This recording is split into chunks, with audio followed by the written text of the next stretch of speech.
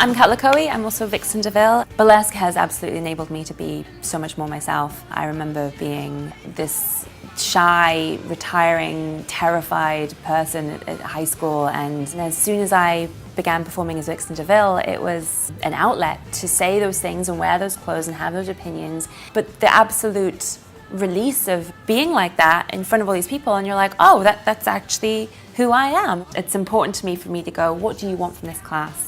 And what do you want to express? And let me help you do that.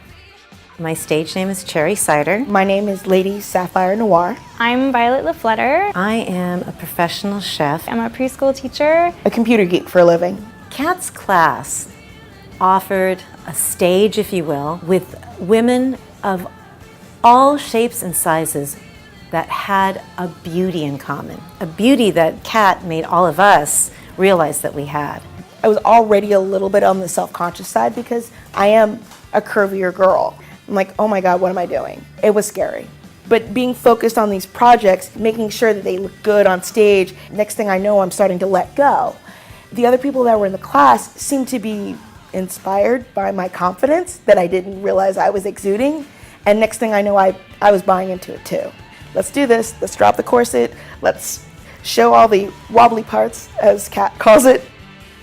What's so great about working with Kat is that she has this talent. In between the moments where you are frightened and the moments where you are acting the way you think you should act on stage, she finds where you're being yourself. And she goes, that's what I want. And that is extremely healing in itself because she's celebrating you and she's saying, I want you on the stage. And I think that's beautiful.